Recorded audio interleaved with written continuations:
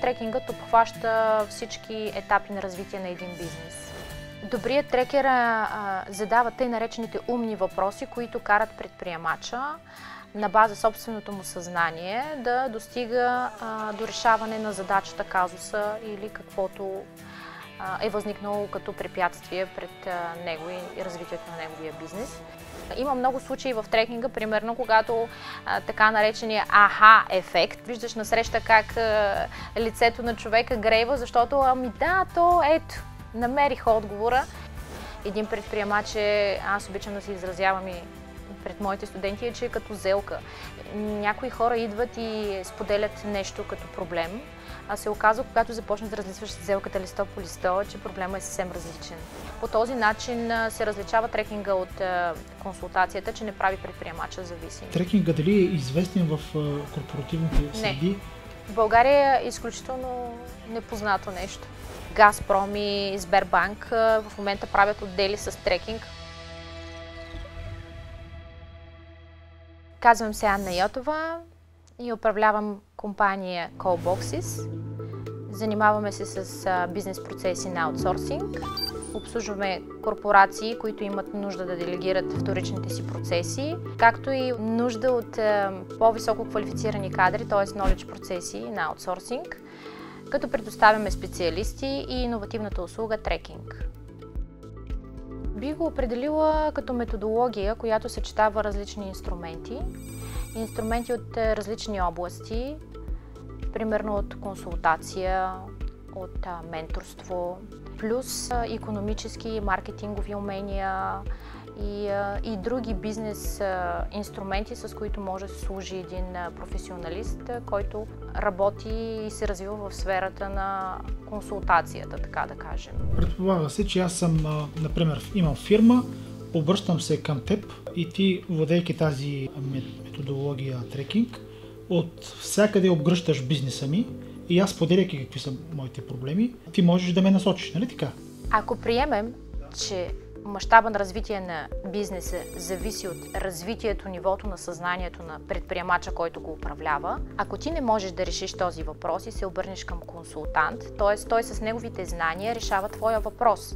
Това означава, че ти няма да си способен на следващия етап от развитието на собствената си компания да решиш следващия казус или проблем или задача, която изникне пред теб и т.е. пак трябва да се обърнеш към този консултант.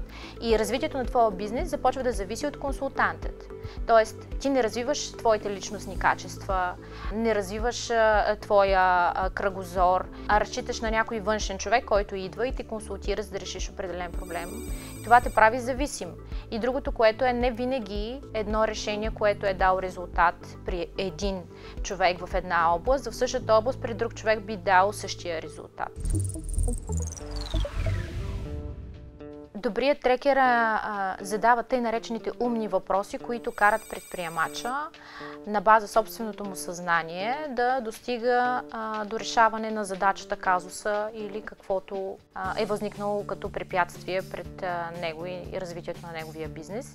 Като разбира се, трекерът би могъл да бъде и консултант, но това е при определени обстоятелства. Ако се вижда, че самия предприемач няма познания в някаква специфична област, тогава трекерът би могъл да даде консултация, дали да насочи предприемача към специалист, който би могъл да му помогне, било то маркетолог, било то финансов специалист или някакъв друг тесен специализант, който би могъл да реши този проблем. Но в никакъв случай трекингът първоначално не работи с готови отговори и не налага собственото си мислене и собствения си начин да реши определен проблем на предприемача.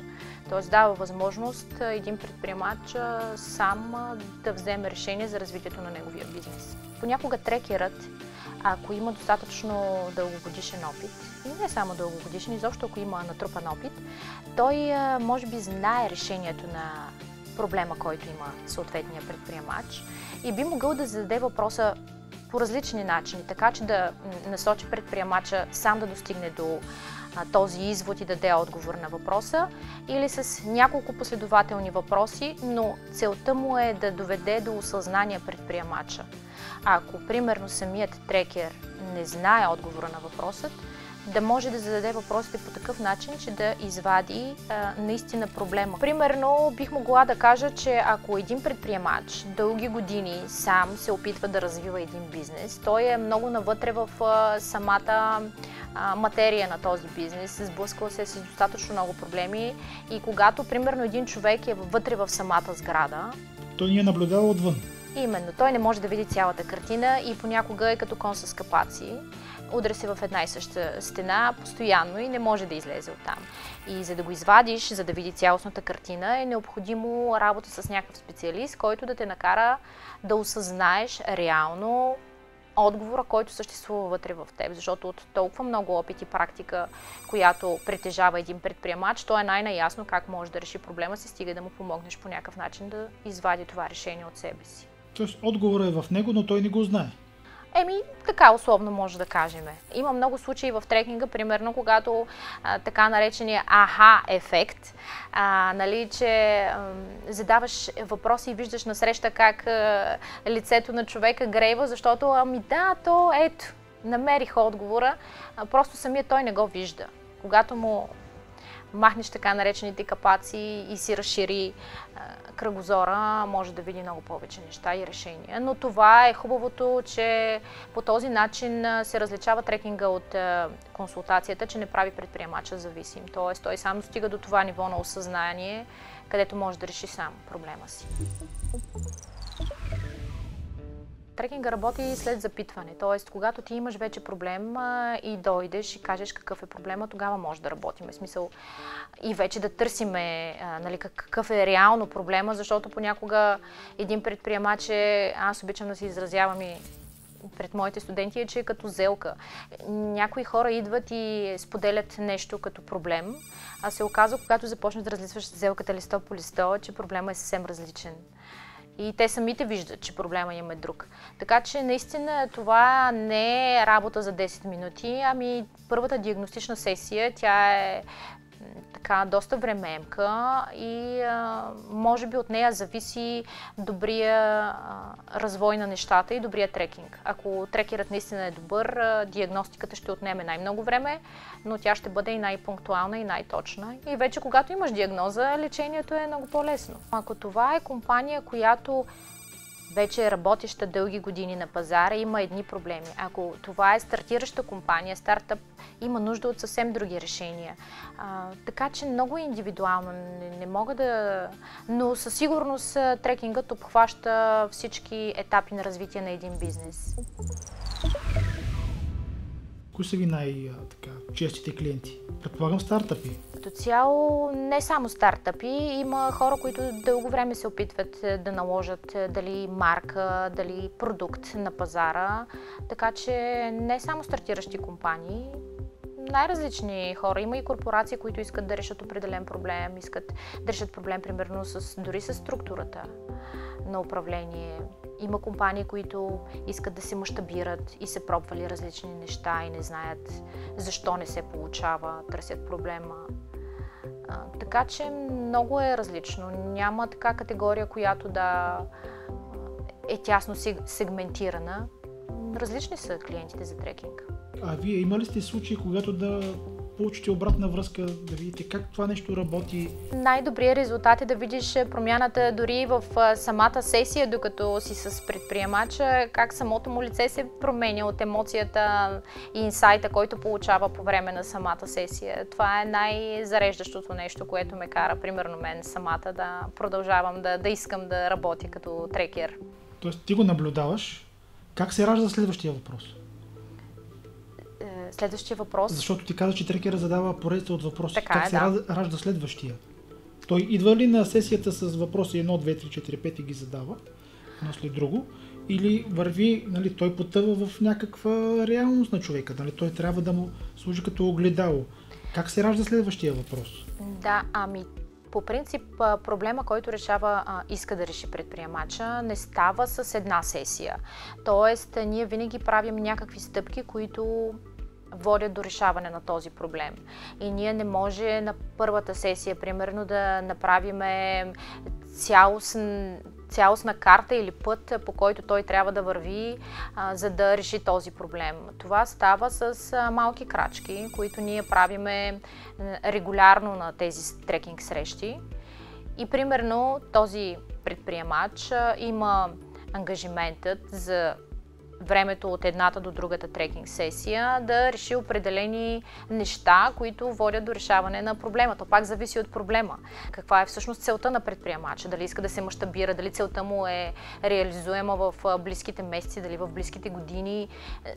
Пак е много индивидуално, но въпроси има винаги, защото всеки иска още и още да се развива и още и вижда, че нещата се случват. Всичко е логика, разговори и умни въпроси.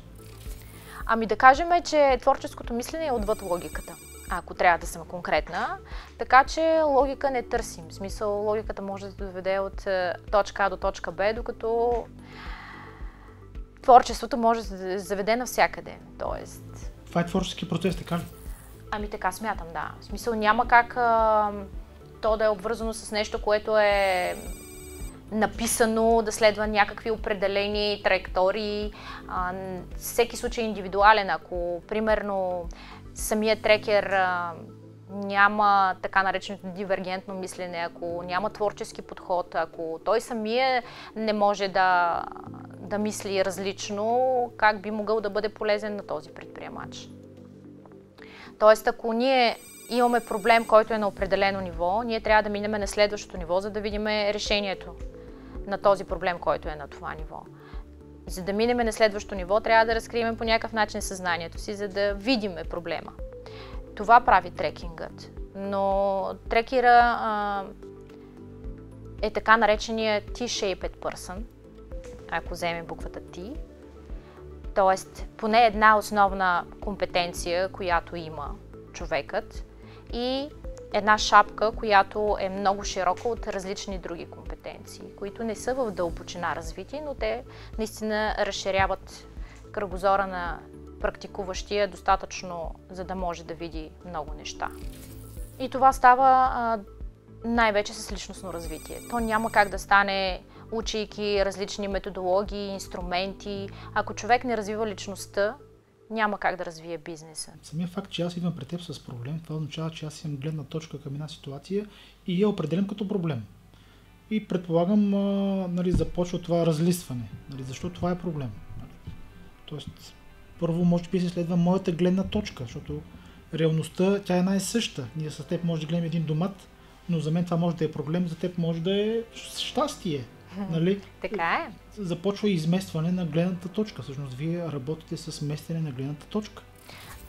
Защото реалността е една. Да, със сигурност. Аз много харесвам този израз, че махаш конските капаци на един човек и той започва да вижда доста по-широко, и това, че излиза от сградата и вижда общата картина. Когато един човек е погълнат от оперативна работа, той е съсредоточен в едно нещо и се мъчи да го реши, и то не става, но ако се дръпнеш малко настрани и се замислиш и се огледаш, може би е много по-лесно да намериш решението на проблема. А защо пада тази пелена върху нашето съзнание? Кое ни обърква? Кое ни кара да не виждаме ясно нещата? За бизнеса бих могла да кажа заради оперативната работа, ежедневните дела, които се налага да вършим. Те като цяло доста завладяват съзнанието ни и ние мислим много конкретно за определени неща, без да си даваме сметка да помислим малко и за други. Примерно в трекингът, другото, което е много важно, е, че самият трекер не влиза в оперативната работа, именно поради тази причина, за да не губи цялостната картина. Има много предложения към трекери, които да получат част от компанията и да останат на ръководни позиции там, но това не е добре за самия бизнес. Именно поради тази причина. Тяхното съзнание ще се замърси. Точно така. Те също ще влязат в тази операционка и ще спрат да виждат цялостната картина. Въпросът ми е, трекинга дали е известен в корпоративните среди? Не. В България е изключително непознато нещо. Газпром и Сбербанк в момента правят отдели с трекинг, които те даже са ги направили но точно тази операционка, за която ти говорих, се мъчат да я избегнат по някакъв начин, но се получават добре нещата. Ти ли си трекинг консултанта на Callbox? И как си трекинг консултант, когато ти си вътре в оркестъра?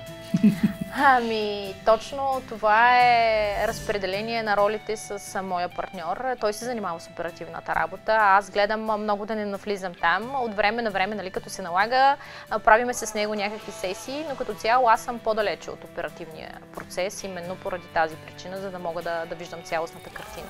Малко е неизбежно, но в крайна сметка се усещам кога да спра, кога да изляза и колко да дам в оперативния процес от себе си.